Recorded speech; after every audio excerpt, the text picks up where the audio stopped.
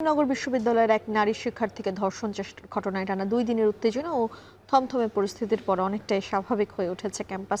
অভিযুক্তকে দ্রুত গ্রেপ্তার ও ক্যাম্পাসের নিরাপত্তা নিশ্চিতের দাবিতে 48 ঘন্টার আলটিমেটাম শেষ হচ্ছে। বিশ্ববিদ্যালয় প্রশাসনের পক্ষ থেকে সিনেট ভবনে চলছে সংবাদ সম্মেলন। বিস্তারিত জানাবেন হুমায়ুন কবির। হুমায়ুন, বিস্তারিত জানাবেন।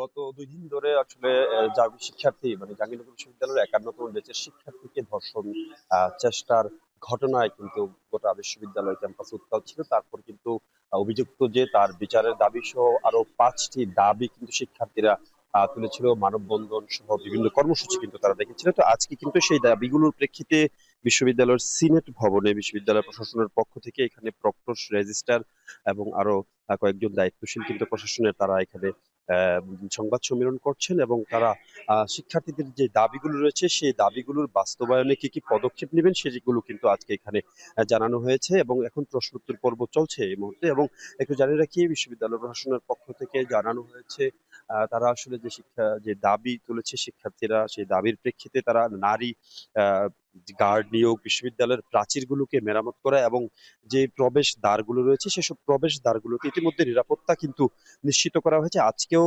দুজন বহিরাগত প্রবেশ করেছে, আমরা দেখেছি দুজন বহিরাগত কিন্তু তারা মোটরসাইকেল সহ কিন্তু প্রক্টর অফিসে আটকে রাখা হয়েছে। তাদের বিরুদ্ধে প্রক্টরাল বডি হয়তো সিদ্ধান্ত নেবে। মানে ওই ঘটনার পর থেকে কিন্তু বিশ্ববিদ্যালয়ের যে নিরাপত্তা কর্মী এবং বিশ্ববিদ্যালয়ের প্রশাসন কিন্তু নড়েচড়ে বসেছে। তারা আসলে ওই ঘটনার প্রেক্ষিতে একটি মামলা কিন্তু করেছেন। জাহাঙ্গীরনগর বিশ্ববিদ্যালয়ের পক্ষ থেকে আশুলিয়া থানায় একটি মামলা হয়েছে এবং সেই মামলায় এখনো পুলিশ কাউকে গ্রেফতার করতে পারেনি, যদিও বিশ্ববিদ্যালয় প্রশাসনের পক্ষ থেকে বলা হচ্ছে ডিজিএফআই, এনএসআই, এসবি এবং বিভিন্ন সংস্থা যারা রয়েছে আইন শৃঙ্খলা বাহিনী তারা দায়িত্ব পালন করছেন, খুব শিগগিরই আসামিকে গ্রেফতার করতে পারবে এবং বিশ্ববিদ্যালয় প্রশাসন নিরাপত্তা নিশ্চিতে সর্বোচ্চ ভূমিকা রাখবে এমন কথাই কিন্তু বলছেন।